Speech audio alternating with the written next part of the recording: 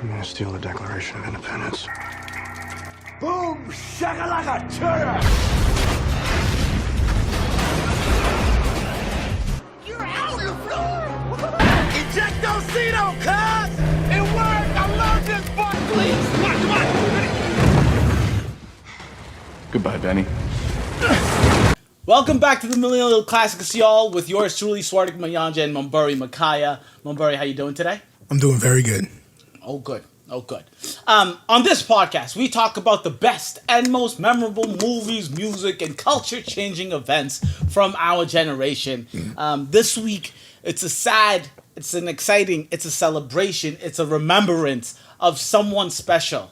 I think this is the newest, when I say newest, the most recent Millennial Classic movie we have done yet, but I think it's very important that we do this.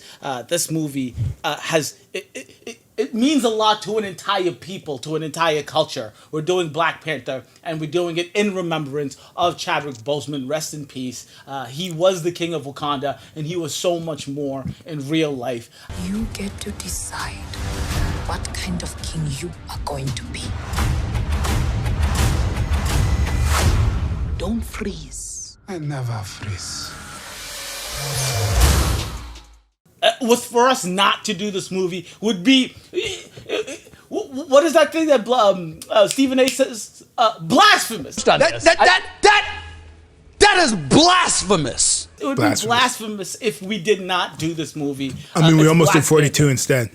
Yeah, we thought about that for a couple of seconds. Swartik It wanted was to do a just- Jackie Robinson accent, and I said that's not appropriate. That's not appropriate. Well, Bert, why don't we try out Jackie Robinson accents just to see how it goes real quick. But yeah, I can't. There's not much more you can say about why this movie is a classic. And I just said classic because it is a classic, but it's a millennial classic specifically because the Avengers are such a big part of us. Our life, our livelihood. We talked about Iron Man last week, and Black Panther is a gem within the biggest franchise in the history of the world, in the history of cinema. Black Panther is a millennial classic. It is a classic, and I absolutely love this movie and so much of this movie. And as a Black American, as an African American, it's nearly impossible not to love the amount of love this movie gives to the home country, right? It's a beautiful movie, and it speaks to a culture that does not get much shine in cinema, in Hollywood, and hopefully that changes. Mumburi, why do you have anything to add as to why this is a millennial classic? And then right after that, please just jump right on in to when did you watch it, and what did you remember before you rewatched it? I remember this being one of the most hyped movies I've gone to. This was one of those movies where you just bought the ticket like a week before because you weren't sure. I went to go see it opening night, and theater was packed. And I remember the reason I'll never forget this movie is because I literally remember halfway through the movie, someone left.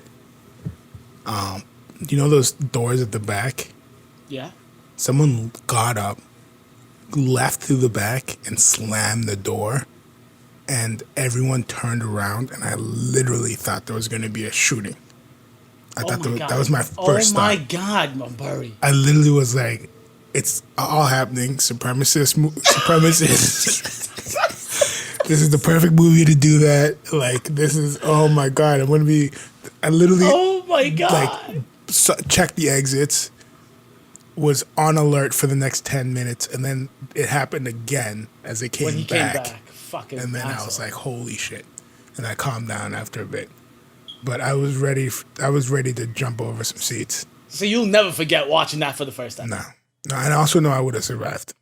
Because people were slow with that shit. People were still eating popcorn and shit. I was ready to jump over them. What I was saying is, I love the fact that you remember seeing this, and the fact that you said that you bought this movie ticket a week before, because there are very, very, very few movies I've bought in advance, and it was my choice. I remember buying a couple of the Harry Potters because my sister's a huge Harry Potter fan, and Yeah, that was my choice. I would have never pretty done much that. that. But I Black remember Panther. that what's it called? I remember this is a movie. Me and my sister, we went to go watch it. I actually wore the Shiki shirt that you gave me to the thing. I remember seeing everyone coming to that movie all dressed up, taking pictures. You know how they had those posters in front of the theater, like in the theater, outside the movie, like the actual theater. People were in line to take a picture with the poster of Black Panther.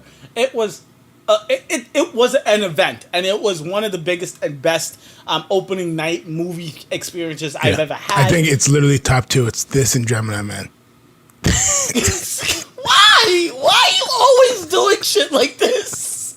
All right, But I agree. This movie wasn't like a cultural event, and it showed at the box office. This movie is the highest grossing non-Avengers movie. So take that in. The most popular single character in the world is this movie, Black Panther. Wait, what do you mean by that? How do you decide that? How do you figure that out? Because every Marvel movie that grossed more than this is an Avengers movie. Oh shit. Yeah. Oh shit! I did not know that, Mulberry. More than the Captain America? Yeah, I'm talking about opening weekend. So this is about okay. I think Iron Man 3 grossed more worldwide than I think Civil War did. But in terms of opening weekend, I mean the budget was $200 million and it grossed 202 opening weekend. So this was a massive movie. It made its money back the opening weekend. That is fucking amazing. That's amazing. Box office 1.34 billion worldwide. Rotten Tomatoes 96%. Directed by Ryan Coogler, who directed Creed, which I think we saw that together. Yep. And which was a great movie. Fruitvale Station, and he was produced by Kevin Feige, who produces all of them. But as far as acclaim, this was like both cultural and critical acclaim and box office receipts. All of them hit everything. Was nominated for Best Picture, and it's the first superhero movie to get nominated. First. Oh wow, that's amazing. Yeah. I thought wasn't Dark Knight nominated though? No, Dark Knight was snubbed, and then because it was snubbed, they made it 10 Best Picture movies the year after because of Dark Knight. And then it also won like 3 other Oscars for like production, costume, and sound editing, I think. This movie came out in 2018, so yeah. I didn't do jump in my back time machine. I think that's ridiculous. That's 2 years ago. Mm-hmm. There's no time machine necessary for this. If you don't know what happened, you were a bum then and you're a bum now.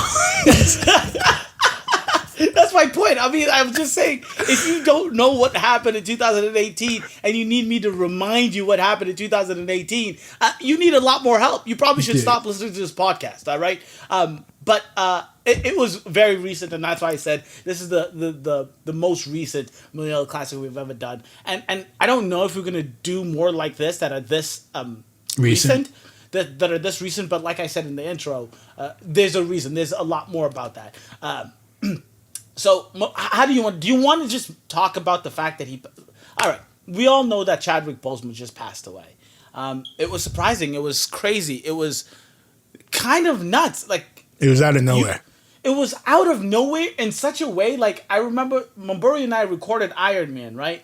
And then he texted me right after Chadwick Boseman died. And I was like, I don't think that's real, right? It didn't make sense to me. It seemed like it was a different Chadwick Boseman. Right? You're like, Chadwick Boseman. And then the first thing I thought about was the fact that he did the 5 Bloods, and when he was prepping for that movie, because I know in that movie he dies by Spike Lee, and while he was prepping for that movie, that picture of him looking mad skinny on Instagram, and everyone was clowning him, and I felt like such an asshole.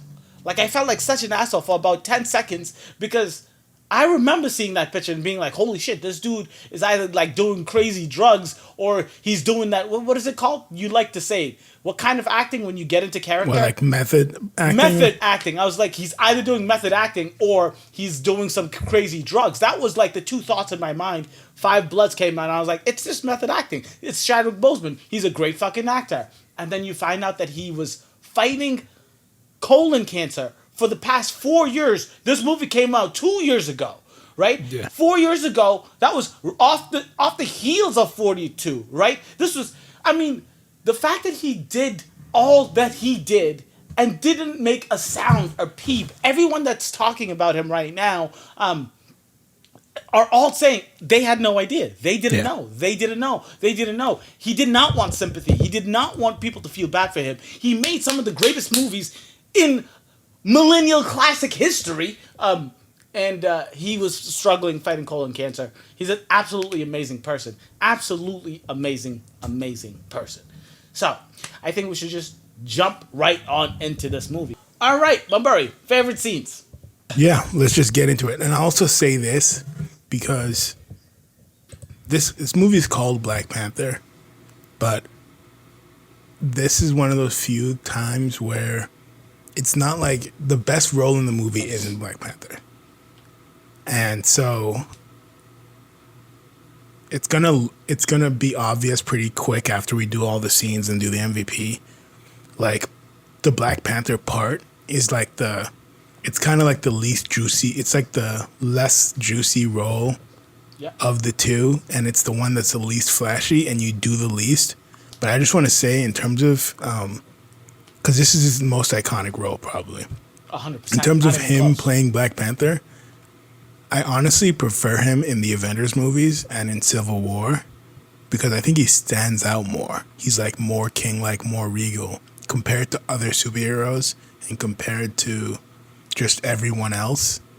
Where in this movie, it's kind of like him at work, you know? And he's like with his family and it's like that kind of stuff. So... wait, before you go, I have to comment. I love doing these Millennial classics, and that's the reason. Like what you just said is the reason. He's a lot more kingly in the Avengers movies, and because it's so good, I love that because when you watch these Avengers movies, everyone's trying to be quippy and cute and witty and funny. Black Boseman, T'Challa, he's very king-like. He's very like prideful and honorable and. It's such a good thing, right? It's such a good thing. And then on top of that, when you said this movie's like him at work, it's exactly right. Who wants to watch a movie about a dude at work? Nobody, even if that dude's a king, right? So yes, he does have the least juicy part, but he plays it so well. I agree 100%. All right, scenes. I have the Killmonger intro. First, we also got to talk about the music. Because the music in this, Oh my God. there's literally parts where... the score, it doesn't even kick in all the way. It's just a slight little intro. The Killmonger intro in the first museum. And it's just da-na-na-na, and it's just a little bit of that, and then some drums, and then that's it. It peters out. And it just gives you whatever you need, but throughout the entire thing, the score and the music together. Because there's literally a part later with The Weeknd, when the Weeknd song's playing, and Kendrick. But the Killmonger intro with the museum. About this one. Also from Benin, 7th century. Fula tribe, I believe. Nah. I beg your pardon. It was taken by British soldiers in Benin, but it's from Wakanda, and it's made out of vibranium. Cool, one of the like bad guys, if you do them well, they're way more interesting because they can do more, and Killmonger in this sets the tone right off the bat. Ask the right questions, because British Museum do be doing shit like that. I don't know if you've been to the British Museum in London, but they literally just have shit that they dragged from all around the world. Like there's literally, when I was there, I saw this huge tree from the redwoods in California.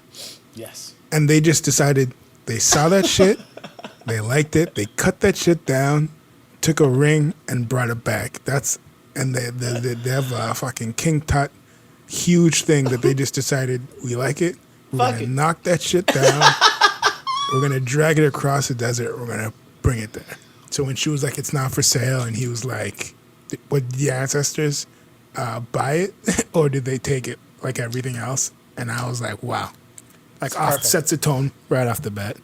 And then it's also the intro to Ulysses Claw, which the more I watch it, he's actually my favorite character. Which seems wild that the South African white dude is the favorite character in an all black movie, but He's having so much fun. He's I having so agree much with you. fun. I agree with you. Because Killmonger is, I mean, it's like a fun, juicy part, but it's also kind of serious. Whereas Claw is just coming in on 100% hot, and he's just joking, and I love it. I love that role. And the scene is a great scene. Absolutely great scene. I have it on my tops up there, but it's not my favorite. The actual line, I actually have that in one of my favorite quotes. How did your ancestors get these? You think they paid for it? I love that. Love it. Love it. It's the essential, like, core of this movie. Like, the shit you have, you guys steal. I love that quote, okay? That little Killmonger Bill Cosby trick, I'm not too hot about that. You don't even Bill check what's in Cosby your trick. tea? Oh yeah. Oh yeah. Oh yeah. It was a little, you know, I was like, all right, you got to do what you got to do, right? Yeah. And then the claw. Don't say that. You can't say that because yeah. Ulysses Claw is so good in this movie. He's so good in this movie, right? And then when he tells the dude, come over here. Go ahead. You can go. You can go. Oh, my God. You can go, but just don't tell anyone, all right?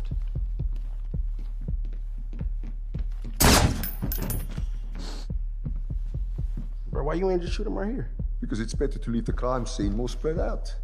Makes us look like amateurs. Oh, my God. Yeah, at Oh least my zigzag, God. bro. At least zigzag. Don't be Right? fucking just running in a straight line.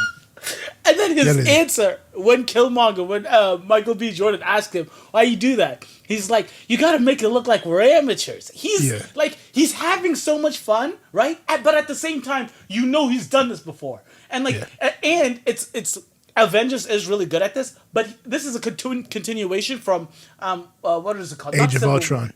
Age of Ultron. So he comes in with his left hand already cut off, and he has this like the freaking vibranium hand juiced up machine.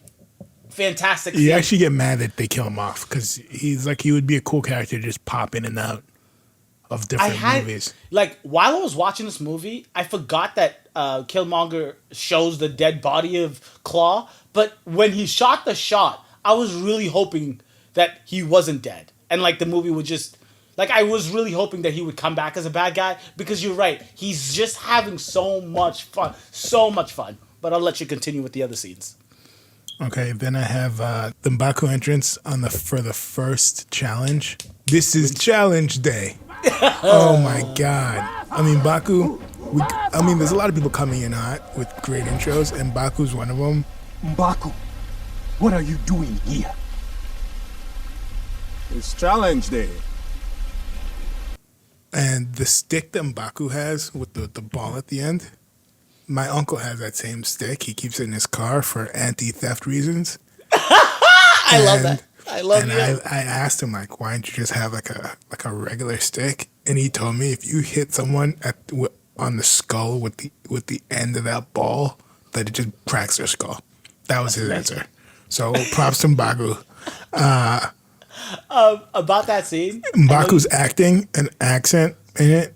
I mean, it's past 100 and it goes like to 120 because he's like his own father safe. And I was like, and then he goes, "We will not have it. We will not have it." And I'm like, okay, dude. All right. This dude is really feeling it. Who could not keep his own father safe.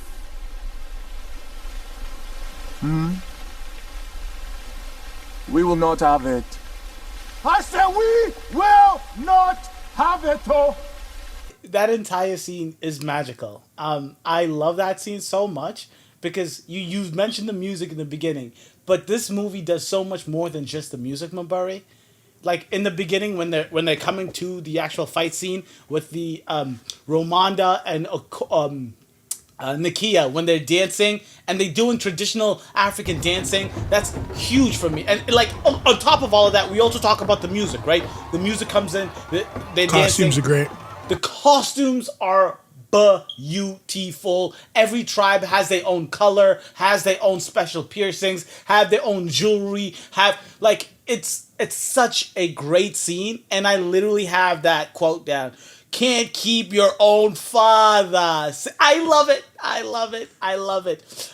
The thing with this too is I just need everyone. If you got beef with the Electoral College, you have to have beef with this king challenging cycle. bullshit. Because it's 100% makes no sense. I mean, if at any point in time anyone can challenge for the throne, this just seems like a recipe for disaster. It has to be of royal blood, Marbury. No. Royal blood. Yes. In the beginning, any tribe could. That's why they ask every tribe. But I thought it was any other tribe within royal blood. You know what? For those people, it's a lot of people. It's not like it's a small amount. It is a lot of people, but it's supposed to still be royal blood. That's what I thought. It would be like each tribe's royal blood. That's what I was under the impression. Because he asks for every tribe to see if they'll challenge, and then after that, he says if there's anyone of royal blood, and then after, right? Okay. We'll find out the details. It's not a big thing, but I agree with you. I agree with you. This the point is challenging the stuff same. is so stupid. It's ridiculous. What are we challenging for? The guy with the biggest muscles is going to be the guy who could be the best king? That makes no sense. But I understand that that's what you think. But for a long time, shit like that was how people decided shit. Okay? No. So they just kept the tradition. But that chant, the T'Challa chant while they were fighting, but that's a different scene, right? The fight is a different scene than the entrance. Well, I was just saying that chant is fantastic, and if you do consider that entire fight as one scene, the end is the first time you hear Wakanda Forever. Wakanda forever! Wakanda forever! And like, rewatching this movie, I legitimately got goosebumps when I saw it. When they T'Challa did this after the win, and he said Wakanda Forever. I got goosebumps watching it. It was a beautiful scene. The other thing with this movie is the camera work is actually very cool in this. There's like Claw's intro. Your Cosby lady passes out. Yes. And then it's out of focus, completely out of focus, and then Claw comes right up, and then it becomes in focus, and that's the first time you see Claw up close. And then one of my favorite scenes, the throne room, when he actually gets the throne, and Killmonger. It inverts, the camera completely inverts, and it's like the world upside down. Mm-hmm. And then of course my next scene, Busan. Wait! Before you go to the next scene, what did you think about the actual fight, though? I was really underwhelmed by that. Which fight? M'Baku versus T'Challa fight. I mean, it's like a Greco-Roman wrestling fight, and I don't know how sick you can make it. I know, but I honestly think I would have rather seen Trump Biden. That's what I think. I think Trump Biden, it's a more interesting fight because Trump has the weight advantage, but Biden can fake his heart attack and come back. So that's the thing. You just don't know. You don't know. I don't know. Forget that he's fighting during the goddamn fight. This nigga. It's gonna be a problem. The next couple of years in America is gonna be a fucking problem. Maybe we should do this fucking challenge shit. Wakanda, Uganda forever. That's Biden right there. Oh shit! All right, okay. Busan. You said Busan. That's the next scene. I don't know if Korea's paying them because they keep double dipping. They were in Korea for Age of Ultron, and they're back here for this. Cool scene, the weekend, and then the music that plays right when the fight kicks off is just great. Claw with the mixtape and the swag coming in. Oh my god! With the eight Land Cruisers or whatever. The great fight scene. I mean, there's literally a point when Okoye, for some reason, these guys aren't pros. She's really. I gotta put this on her because she's like yelling when she's supposed to be incognito. And the bad guy just is like, "What the hell are you doing?" But the scene where she like fights the two guys, knocks him down and the camera follows her all the way down to the next level. I mean, that's the best fight scene in the whole movie. Compact, and it just works really well. And then him meeting the CIA guy, Agent Ross. And that whole, it's like almost it's a spy movie for about 5 minutes. That's dope. Into a fight scene, into a car chase, into a Lexus ad. I love it all, bro. So many things about this scene. The music, The Weeknd, into like the African drum remix is like, I love, like I could just listen to that all day, right? Claw is a gangster. And this is where you pick up, like in the beginning you already know Claw is enjoying his time. But when he gets there and Agent Ross is like, what are you doing, a mixtape? He's like, I actually do. It's a SoundCloud. I can send you the link. Agent Ross is like, stop it, right? Don't make me listen to your music. And then he goes, oh, you think these guys are for you? I can handle you all by myself. Right? I'm like, right? Word. Gangster. Straight gangster, right? He moved, right after he says that, he pulled the vibranium from his zipper.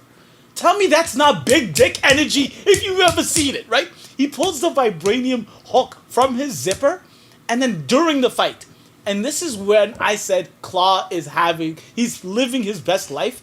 When he blows up the money, he says, I just made it rain.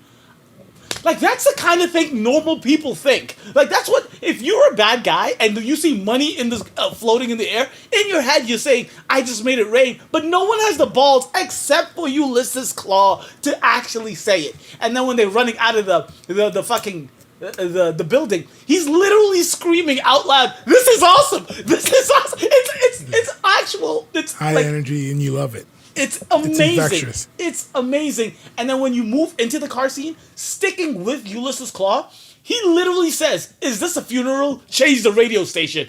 I love it. And then Kendrick kicks in. Do you consider the car chase, is that one scene or is that two I different really scenes? just put them all in one. You put it all in one. So then, yes, the Kendrick Lamar song is epic. That hip-hop, African, Marvel Avengers mix of music is kind of the perfect mix of music ever. And then I applied for Alexis lease and got rejected. Alexis.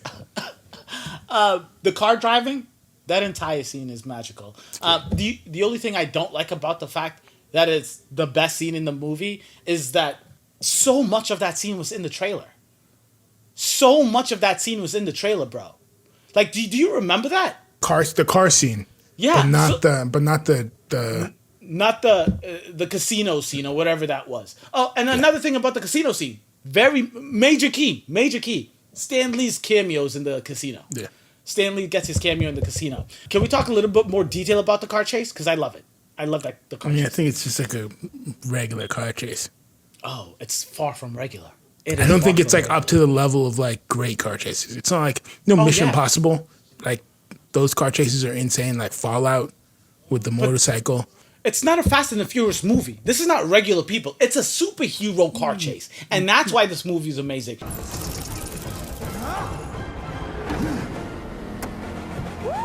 Let's go! First of all, the Black Panther car pulling turn, magical. That was alright. Honestly, Okoye and Nakia. Nakia, their car chase is probably the better of the two. I disagree with you wholeheartedly.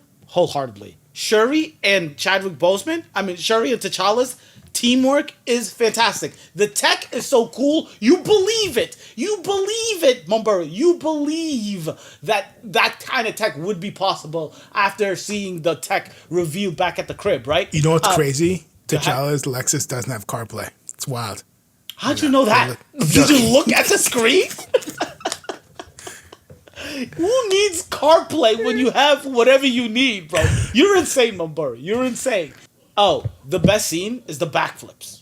When Black Panther does the backflip, when he does that, that energy shit with his fucking suit and does the backflip from the car onto Sherry's car, amazing scene. And then the running up the wall after his car gets crashed.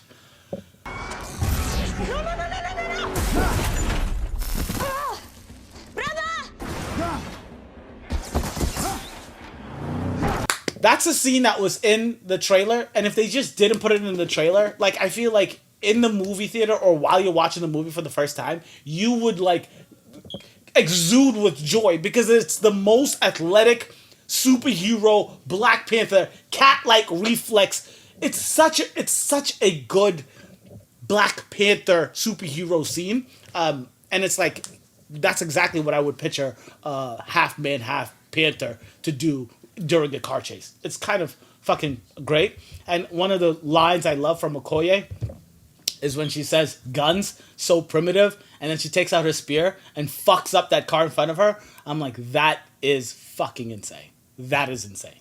That is insane. The only thing I want to call bullshit on is when they blow up Nakia's car and she comes sliding, and the only thing that's left like a is classic comedy, right? Three Stooges. Disney always does this shit.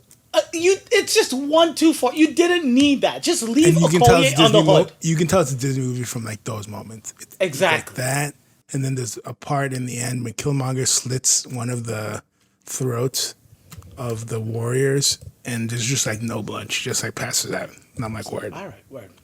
I guess you don't need to lose blood to die these days. So after that, I have the throne room scene just because the "Hey Auntie" line and the inversion.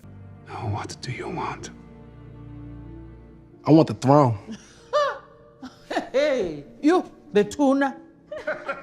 This is like what I mean when I say that there should be like a head-to-head with Black Panther and Killmonger, but it's really Black Panther doing 95% and I mean Killmonger doing 95%, and Black Panther's just got to like look stoic and strong, and he has to like, you have to see his emotions going through and realizing that he owes it to him and all this shit. And it's like it's not the flashy role, and it's not the role, because he just has to say, okay, I'll accept your challenge. That's pretty much it. I would also fire the guy who asks, who are you, after he dismisses him, because he was this close to. No, but he was like, but I don't care Killmonger who wasn't you gonna are. leave. Killmonger, he wasn't gonna leave. Obviously, if he didn't ask, he would have been like, "Okay, you don't want to know? I'll tell you." He wasn't gonna leave Maburi. Someone had to ask, and I like the fact that he asked, "Who are you?" I loved it. I accept it. I would have asked, to be honest. I would have asked. Y'all are sitting up here comfortable right before he says, "Hey, Auntie," right? And he's like, "Y'all are sitting here real comfortable while the rest of the black world is in shambles." I love that. I love when he comes in there so gangster, so like. I don't know. I'm on Killmonger's team, and we'll talk about that later. Is that it for I just your think the scenes? plan makes no sense. Oh yeah, his plan makes no sense. But like, why would you these start in bad other guys, continents? Wouldn't you start trying to liberate the people right around you? Yes. Yeah, that makes would be no the plan. sense. Why would you go to Hong Kong? What does Hong Kong have to do with black struggle? Yeah, I'm trying to just figure that out. The plan doesn't make sense, but it's the Marvel world, right? The bad guy's plan can't be perfect unless their name is Thanos. And even though they go back in time and fuck up your perfect plan.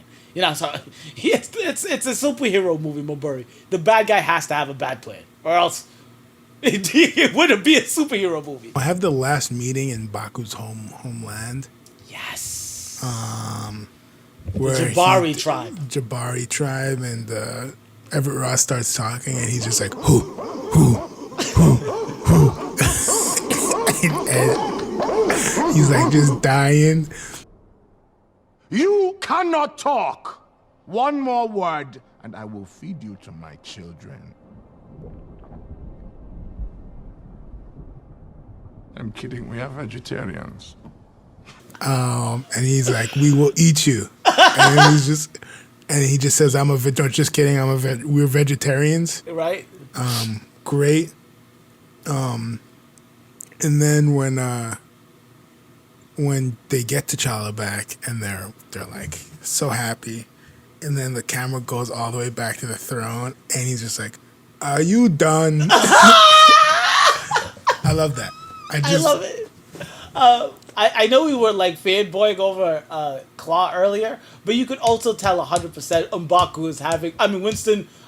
What's his last name? Winston Duke. Winston Duke is having so much fun. Like you could tell, like these actors are really, like even Okoye, she plays it up so well. Like just the perfect amount of like oomph, right?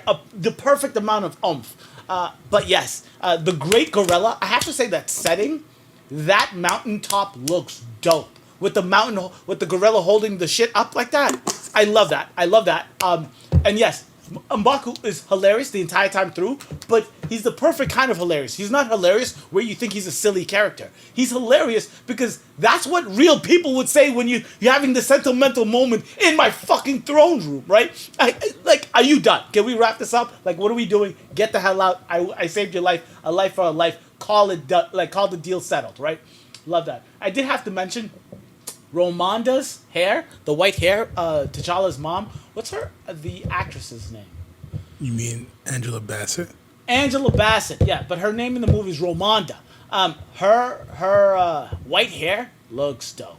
Yeah. I love her white. I think she looks amazing. Amazing. It's like the perfect old black lady white hair look. It's fantastic. And that's it for scenes for me. Perfect. But last question about that specific scene. They took T'Challa's like superpowers away. Do you think it's possible to survive that drop? Like he had no broken bones. The nigga had no. If you don't hit any rocks or anything, I think it's possible. People jump off Niagara Falls, and a lot of them die, but some people fucking made it. So he was thrown off and did a straight back flop, not a belly flop, a straight back flop. I'll tell you what I've heard, and this is straight from XXX2 with Ice Cube. Love that movie. And he was one of the best divers in the country. And I think at 80 feet, water turns into concrete. Oh my God! I think that's what I can remember. State of the Union, XXX. State of the Union. You better talk. But I'm guessing if you fall with the waterfall, the water tension's broken, and I don't know. I'm making shit up. Borderline, you said it was a superhero movie. Exactly. Superhero movie. Exactly. There were Ice Cube would have made it though. 100%. There were a lot more scenes. Like if I were to pick the favorite scenes, we would be talking for the next hour. You did pick my favorite scene, so I'm not gonna. I will say this. Go ahead. The first time you watch it, the most unforgettable part is the first reveal of Wakanda. Sister Nakia, my prince, we are home.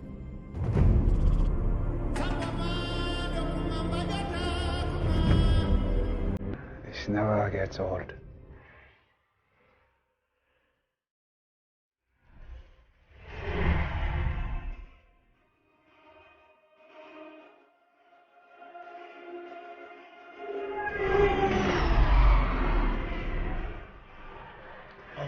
I was just about to say that. Flying in and you've never seen it before. That part's amazing. I mean, once you've seen it 5 times, you're just like, it's just enough. I literally have 3 stars next to Intro to Wakanda, and I was gonna say that. I was gonna literally just say after I said, you picked my favorite scene, but I was going to say the Intro to Wakanda. That's when the music really brought me to like. Fantastic. That music is fantastic. And T'Challa legitimately says, and I love when they do this in movies because you feel it, they say it, and you're like, oh my God, yes. He says, this never gets old. I know you just said after the 5th time it gets a little old, but it's magical. It must get old. T'Challa's full of shit. I mean, when you fly Delta into Boston, are you just like, this never gets old? No. No?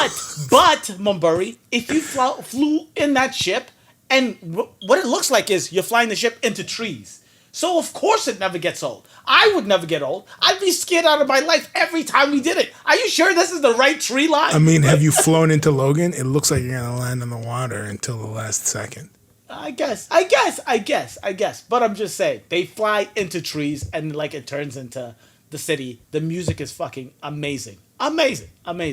And last thing about the scenes, the first time you see the Black Panther, when he goes saves Nakia and Lupita Nyong'o, that drop, I love that drop because it's like the first time you see Black Panther do his action shit. It is in the dark and those dudes are a little crazy. He is in Civil War.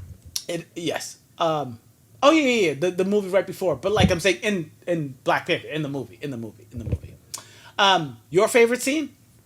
You said it was the casino, it would probably be the whole Busan experience. Exactly. Agreed there. I mean, we talked about that when we talked about it. I absolutely love that scene. I love that scene. Yeah, we both have the best scene, especially if you consider the whole Busan. You're talking about the actual casino and the car chase. Beautiful. If you forced me to pick one, it would be the actual casino, because the car chase is fun, but like you said, it's not greatest car scenes. But the actual casino with Claude doing his claw thing, with all the jokes and the whips, and it's fantastic. And when he gets shot, when Claw shoots him and he falls back down onto the table, I love that. Yeah, camera work at its finest. I love it. Worst scene. Do you have a worst scene in this movie? The final train fight. It's weak. They do a bit of foreshadowing. A lot of these movies do, of like the weakness of the enemy and this stuff, or like what they're gonna use later. So when Ross is like, "Oh, those magnetic levitations, and you can turn off the vibranium," and then at the end, that's how he kills him. Yeah. But it's just like a dark guy fight with two guys in masks who look exactly the same fighting, and it's the worst part of the movie. I know. 100%. I just feel like you spent $200 million. We could have a better fight. A better ending fight. Because the two fights are him, two ritual combats, which, I mean, as exciting as they are, or it's like it's ritual combat. And then there's the intro, and then there's the Busan. And the intro and Busan are cool. But the end fight, him fighting the army outside was good. Once they go inside and it's just him and him, it's kind of tough. It is. But at the end, you have to mention this. I have this in my favorite quotes. Bury me in the ocean with my ancestors that jumped from the ships because they knew death was better than bondage. Like, I feel it right now. Like, you say that and my hair raises. It's like, how can you disagree with that? How can you... And, like, that's the kind of, ultimatum. I mean, bad a lot guy. of people would disagree with that. What do you mean? 6ix9ine would definitely disagree with that. Yes, the kind of person you want to be would agree with that sentiment, right? No, it's a dope line. It's a dope line. 100%. I'm not sure how many people actually believe it, because I think most people would rather be alive with hope than they'd just be dead. But it's a great line. It is a great line. And I think it's like a core... Like, Killmonger is full of great lines, but I mean, it's about execution, and his execution was fucking terrible. So, it was terrible, but I don't blame Killmonger, because his whole thing is, I'm gonna go out there and kill. So yes, he does talk about all these planes going all over the world, but he does mention that they are going all around the world. So yes, there are some going to Oakland, where he's from, and there are guns going down to fucking the Congo, and yes, some guns going to Hong Kong for reasons I don't understand. But he doesn't have a plan. He's just to go there to fuck shit up. Because that's who he is. All he knows his entire life is he's fucking cuts his skin every time he kills someone. All he knows is to fuck shit up. So I understand why he's I gotta see his political platform. I gotta see what he's doing with education and Medicaid and Medicare. I gotta see what he's doing with all that before I endorse his foreign policy. I understand what you're saying. I got you. I agree with you wholeheartedly. I was literally looking at my phone during that. There'd be mad people being like, you can't tell who's who. It's so boring. And the one thing I want to say, I love Shuri as a character, and that how they had the fight outside with the rhinos and shit. That the guns coming out of the arms, I don't think it's that cool. I mean, I think it's cool, but I'm just not a fan of it. She does the classic thing of like, you're gonna get way too close to the bigger, faster, stronger guy for no reason when you have a gun. Long distance range gun. Like, why are you getting close? Just keep shooting and backing up, knee grumps, right? But like Okoye's spear, love it. Like, I love all of the characters' goodies and tools, and even like the big thing. This cast is insane. The cast is absolutely insane. Speaking of which, let's talk about the cast. MVP. I want to say it's Forrest Whitaker's accent, but it has to be Killmonger. The script away. The prince will now have the strength of the Black Panther stripped away. No, but it's Killmonger. Wait, what does he say? Please say it again. What does he say? He says you will now have the power of the Black Panther stripped away. Isn't it amazing? Forrest Whitaker is a fucking American legend, bro. American legend. I have to say about Forrest Whitaker and Killmonger, their childhood versions, their younger versions, not childhood because Forrest Whitaker was older, are great younger versions of both characters. But when he said, I'm like, he was feeling himself. He was like, I'm the only one here with an Oscar win, so I'm gonna do this how I'm gonna do this. Exactly. I do think M'Baku's Winston Dukes is better, but that is a fucking amazing line. I too also has Michael B. Jordan as the MVP. He was a cool, fun character, but then when he shot his girl Linda, I was like, this dude is not playing fucking games, right? He was cool, especially but I get that because she did mess up. I'm joking.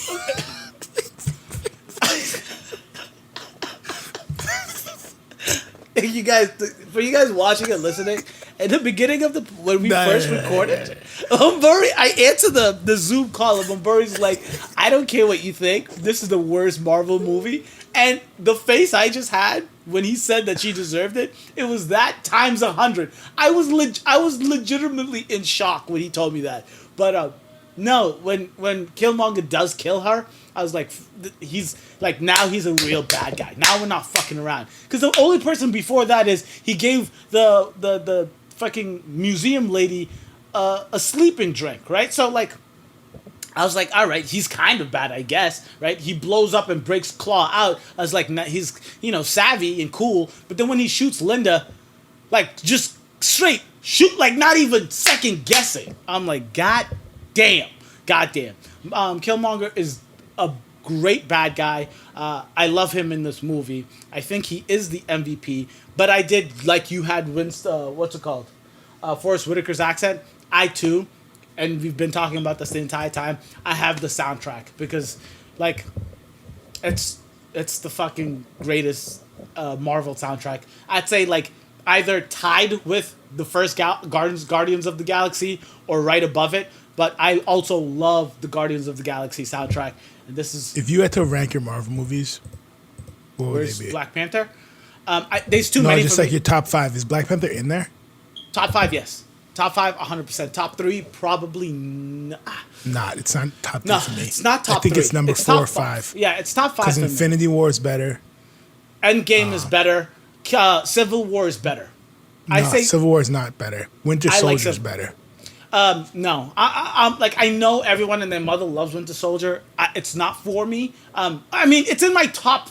It's probably my top 5, but I have Infinity War, Endgame, Civil War, Black Panther, and then probably... I have Guardians. What do you mean? Guardians 1. Guardians of the Galaxy 1.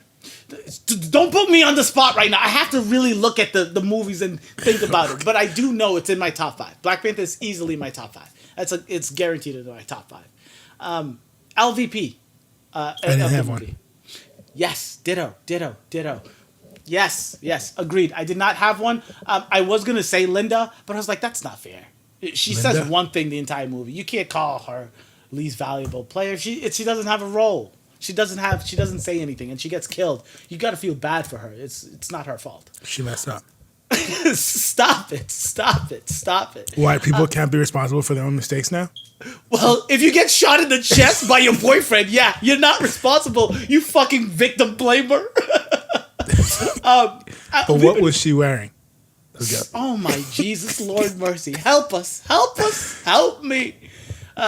I've mentioned a bunch of the quotes I have in my quotables. And the one about the bury me in the ocean, that was my number 1 quote.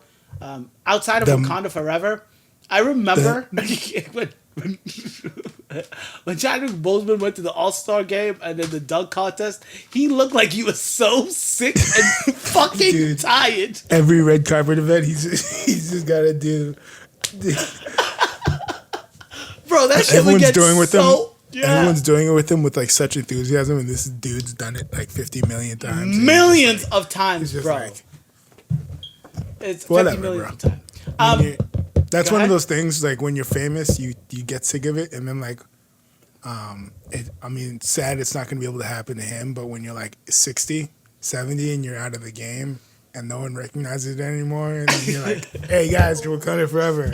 And they're like, what are you talking about? No, I know exactly what you mean. I have to say this. I know I said that there's no LVP. Nakia, Lupita Nyong'o is good in this movie, but I wanted more. I mean, there was so much. You can't call her a spy, and then she doesn't do spy shit, bro. Exactly. I mean, we break her out of a spy situation in the beginning of the movie, but you have to have her do some kind of spy shit, right? Something. At least she has an Oscar too. I apologize to Lupita. I don't know why I said.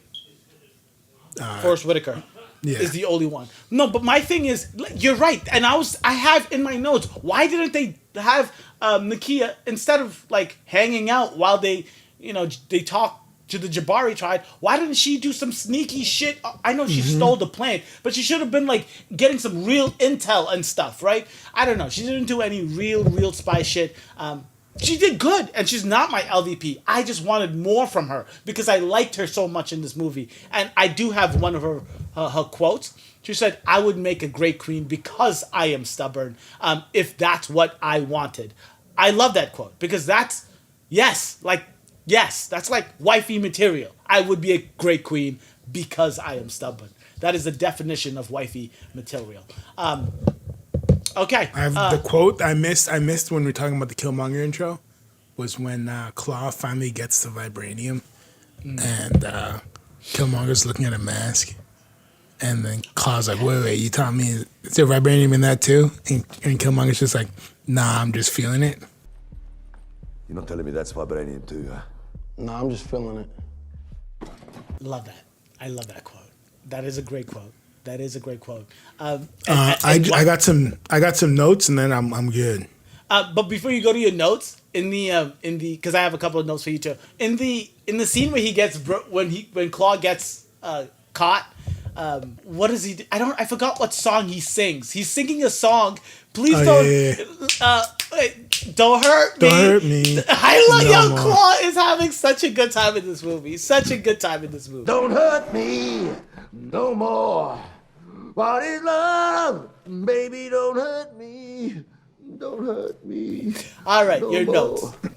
I don't have a lot. I already talked about some of them, but who do you think if they just had like a actual election, Killmonger came in and was like, I'm running against him, and it was Killmonger versus T'Challa. Do you think T'Challa would win? To be honest, With like Brexit and Trump, I feel like Killmonger would win. Killmonger would win, and then afterwards, people would be like, I just voted him for like tax reasons. the same exact thing that happens here. But Mumburi, that is a perfect I question. know he wants to go out and commit genocide, but honestly, he's gonna drain the swamp. He's new. He's not like these old guys. I'm sick and tired of the T'Challa's coming in here. I just want someone new blood in, drain the swamp, and it's good for taxes. I literally have the same question, but I have it wrapped up in such a more serious way. Thank God you do this podcast with me. That's literally it. You're so right. But the thing is, you don't even have to pretend that there's a Trump or a Brexit, because the entire movie, Nakia is telling T'Challa, we gotta go save other people. We gotta help other people. We gotta share. She's our talking about tech. like outreach. She's talking about like I understand humanitarian aid, and he's talking about forcibly. I get it, but I'm saying Killmonger has a legit point, right? And if there was a legit election and he had to pick his cabinet, I feel like a lot of T'Challa's people would be on Killmonger's side, but pulling in the reins, right? Because T'Challa's like, no, we got to keep our thing. We got to keep our shit. Lupita Nyong'o, Nikita, she wants to do it. Daniel Kaluuya, he wants to just fuck people up, so he's definitely going to be on Killmonger's side. You don't even have to bring that into a Brexit Trump world. I really do believe if they had a legit election, a lot more people than we think would be on Killmonger's side. And at the end of the movie, they end up compromising, but basically just giving their tech to other people. You're right. And my note that I had for you was Killmonger versus T'Challa. Who would you vote for? That was literally my note. Do you have anything else? So in 1992, this movie was going to be made. Can you tell me who the star was going to be? And who the star was the driving force of he really wanted to get this movie made? 92. 1990. And it was in development for like 15 years. Like they kept on trying to make it in the late 90s, early 2000s. Can you please give me a hint? Please give me a hint. Huge black star in the 90s. There's like 3 of them, so. Denzel, Wesley Snipes, or Yep, Will Wesley Smith? Snipes. Wesley Snipes. Okay. He was in the lead role to do it until the old tax evasion routine. But that tax evasion really fucked up Wesley Snipes, bro. I mean, Wesley Snipes should have paid his taxes or voted for Trump. But he really wanted to do it, and they kept on rewriting it. They wanted to get like John Singleton but they just couldn't get a story together. I agree with you. And since you're talking about that, my only other note was the African accents. And the language that they speak in the movie is I can't pronounce it, but it's Xhosa. Xhosa, Yeah. yes. But the African accent in this movie is It's a South African language. Yes, it is. Yes, it is. It's one of the what's it called? What is it? A primary language? No, Bantu language. No, not a Bantu. It's what's it called when the nation's language? What is it called? Like Official the language? official. Yes, it's one of like the 4 official languages of South Africa. And my other note was just the accents were fantastic. But you mentioned Forrest Whitaker and M'Baku, and I have both of those people as my examples. This is why too. Why the accents is fantastic. I also have Okoye because she says a lot. She speaks the most. How do you say it, Burry? Sorry. Okoye speaks the most. Yeah, no, but it's actually technically because it's because the father, the guy who died, is South African for real. And that's his native language. Yes, and he spoke it in Civil War when they get introduced. So that's why that became the official language, and that's why everyone spoke that language. I loved seeing Black Panther in Civil War before the actual Black Panther movie came out, and I think this is testament to Marvel as a whole.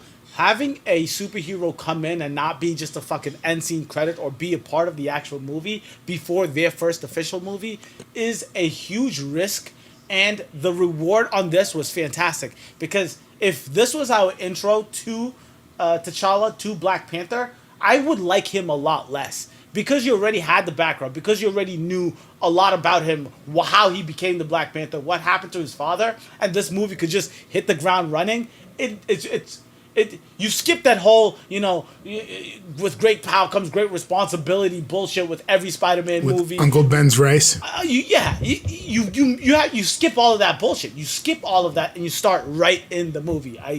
Testament to that. Before we end this, I know we can't talk about a recast. This movie happened 2 years ago. Everyone that just did this movie is doing the movie. It is a sad thing that Chadwick Boseman died.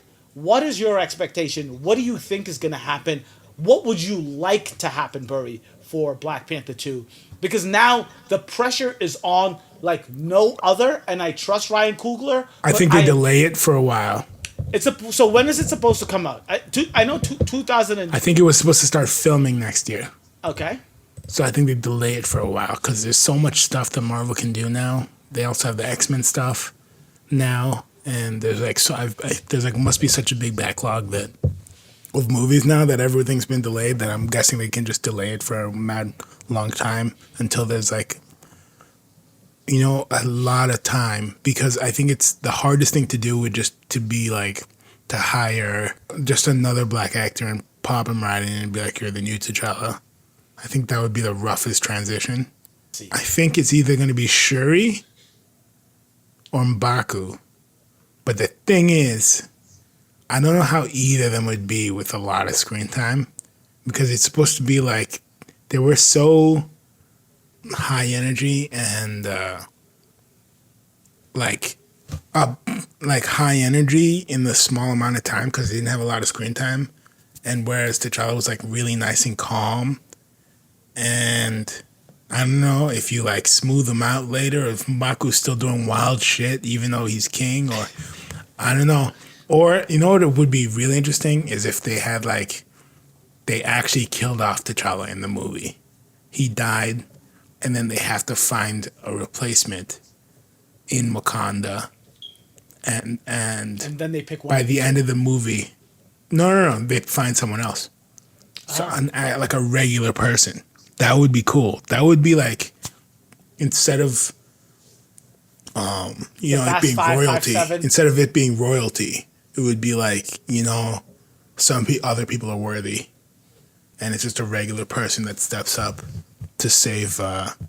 Because I was know what got me thinking about this in the intro when Sterling K. Brown, who we didn't talk about at all, but is probably the best actor in this movie, is explaining how Wakanda was made to his kid, and it talked about how they were always at war with each other until one guy stepped up, saw a vision, and became the Black Panther. I was just thinking, like, what if T'Challa died, all the tribes went at war with each other, and then one guy stepped up, became the new Black Panther, and united everyone again. I love that idea. I didn't even think about that idea of just having a random.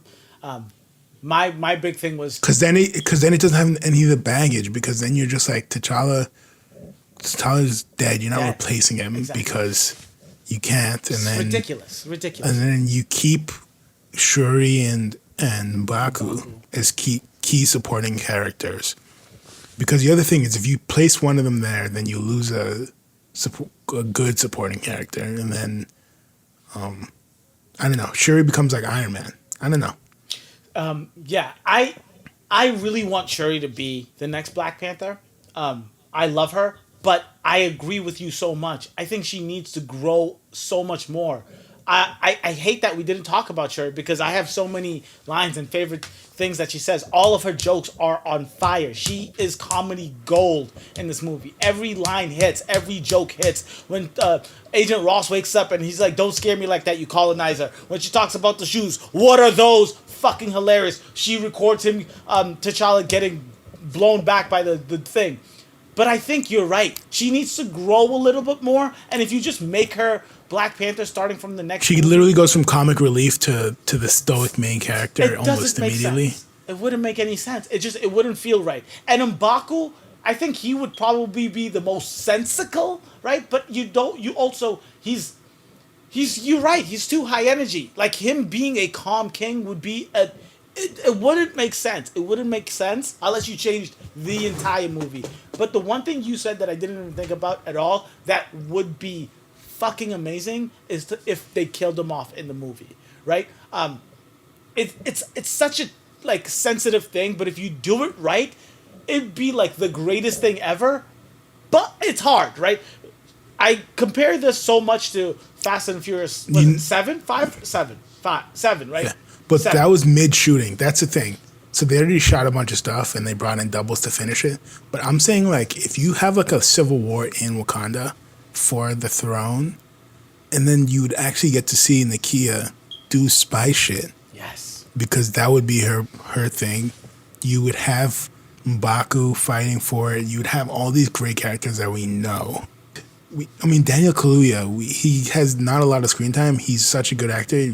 We'd see more of him. We'd see more of... And then we throw in any villain, into the mix, and I think it becomes a really good opportunity for a great movie and a great new hero, because then you could just have a new Black Panther pop up to save the day. The only follow-up question I can ask is, Mumburi, if it were up to you, if Ryan Coogler came to your house and said, Mumburi, who is the next Black Panther? They cannot be a character in the movie. What is the actor? Which actor do you pick to be the next Black Panther? You know who would be good?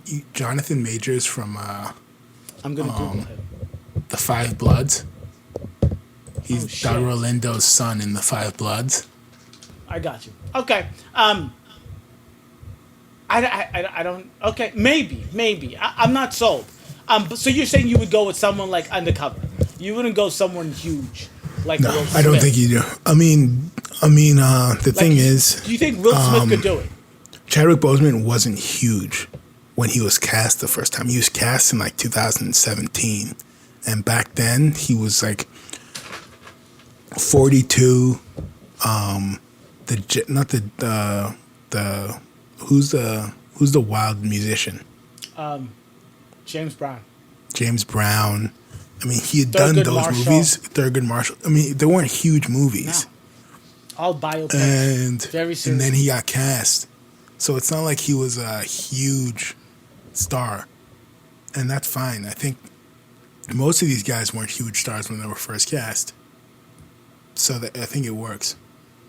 I know. I understand that. But you really don't think Will Smith could do it? I want Will Smith to do it. No. That's actually disgusting. Am I wild for wanting to see Will Smith as the king of Wakanda? Am I wild? Know who would definitely do it, though? Jamie Foxx would definitely do it. Oh, my God. Jamie Foxx would be like, I'm going to slide right in. Whoa. Jamie Foxx just did Pixar. I think he's in Disney's good graces. But I think you can't go that big. Do you think he's... No, he's not too old. Chadwick Fucking Iron Man was was 40 60 something. years old. Chadwick Boseman was 40-something. Yeah. But, I don't know. I think you have to go way younger. I hear you. Especially because it is the Avengers, and when they sign you, they're going to sign you for like a 9-movie deal. They're not going to sign you for a week, right? For one movie, and they can't have him doing that wild shit where he just leaves Suicide Squad to make Bad Boys 6 or whatever, you know. So I would have done the same shit. Oh yeah, agreed. I mean, Suicide Squad versus Bad Boys, is it even a question? Anyways, any final thoughts, Murray? No, I think we got to everything. I really do think so. You guys, Millennial classic. This is as classic as a Millennial classic can be. Rest in peace, Chadwick Boseman. This movie is a relic. It is going to be an all-time great. You will forever be remembered for this movie.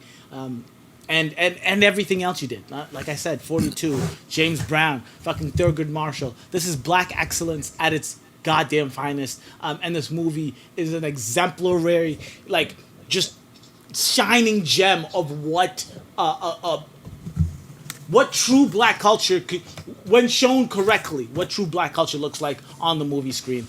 Absolutely love this movie. If you haven't, everyone that's listening and watching this has definitely seen it. And if you are watching this before you've rewatched it recently, you need to just go home, sit down, and rewatch the fucking movie because Black Panther is fucking amazing. Catch you guys next Tuesday.